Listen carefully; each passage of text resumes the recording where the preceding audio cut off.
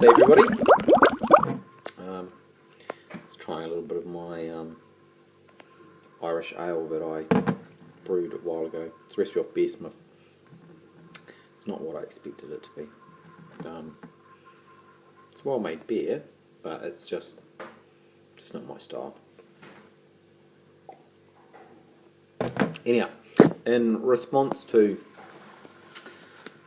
a number of people, one of them being Dean McDonald, who's complaining about not enough brew day videos out there at the moment, I decided that did enough brew this weekend. I brewed the Educator, which is the Polytex beer.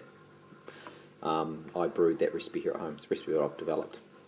But anyhow, what I thought I'd show you in this recipe is a new technique that I've been working on for a couple of weeks now. And I've trialled it, and it works very, very well.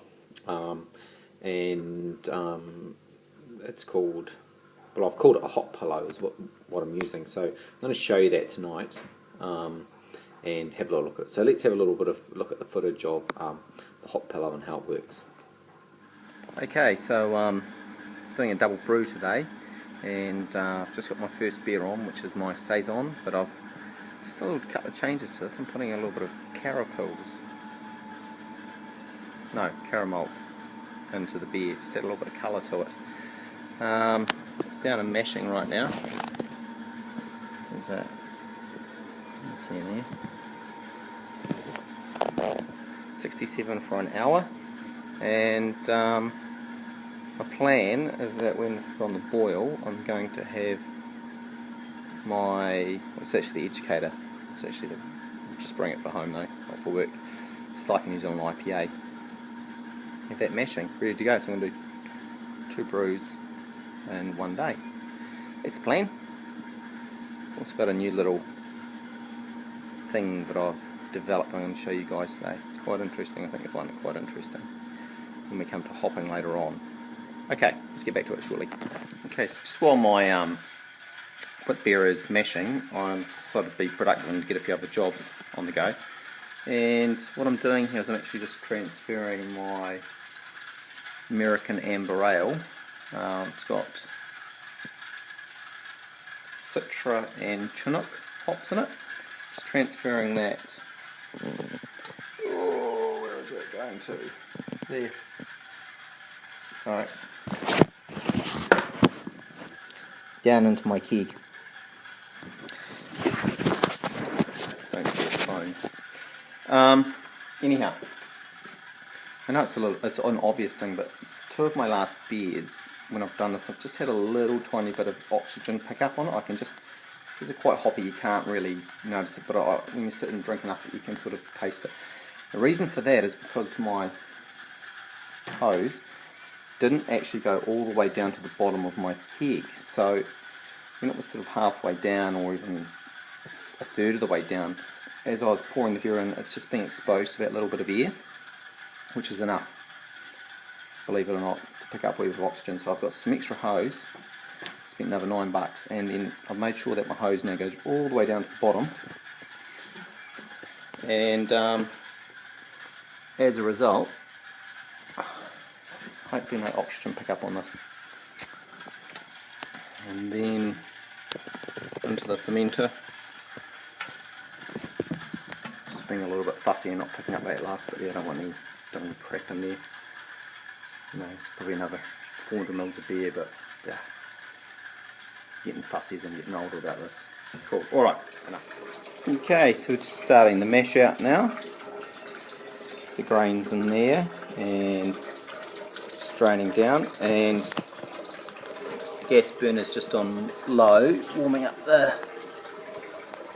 it up, just speeds up the process. And I've just found, for me, the best results is to drain most of this off and then to start spudging out of my hot water urn. Yeah, so we'll start that shortly. Alright, so at the 50-minute mark, so we're going to add our hops, and this is my new invention. I've called it a hop pillow. That's my first lot of hops in there. So I'm going to add my hop pillow into my boil, and There we go, it's in there. Oopsie. So, thinking behind my hot pillows is that it's going to capture all of the hops but still infuse the flavour into the beer. Many of you who aren't whirlpooling will know that the trub caused by this is significant. So this is my first go at it ever, bit of a prototype, see if it works, see if it doesn't work, but I know that this is a big problem in brewing, and this may be a way of solving this problem.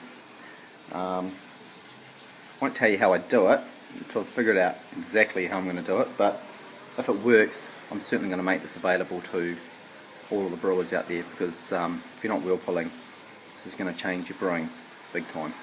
Okay, let's see if it works. Fingers crossed. Okay, 15 minutes to go. Another big hot pillow going in. Notice there's quite a bit of space with these hot pillows. They just allow for that sort of expansion of the hops in that surface area, so you get really good flavour extraction. So anyhow, here we go. Hot pillow in.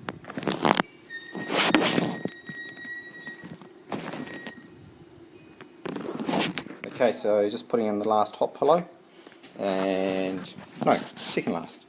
This one's got about 50 grams of hops in it, I think, from memory.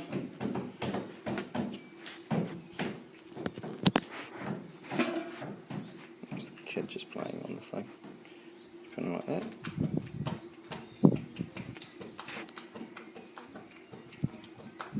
Just let what flavour come through.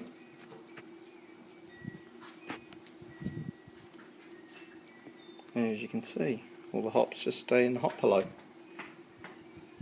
When you're finished, just throw them away. No cleaning, no nothing. Easy as that.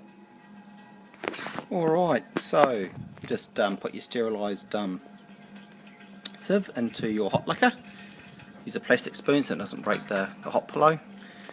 Pretty strong, but then you just flick them in, and I just leave it draining in there, and time to cool the wort. That's it. You see all those hops, the bulk of the hops are in those hot pillows there.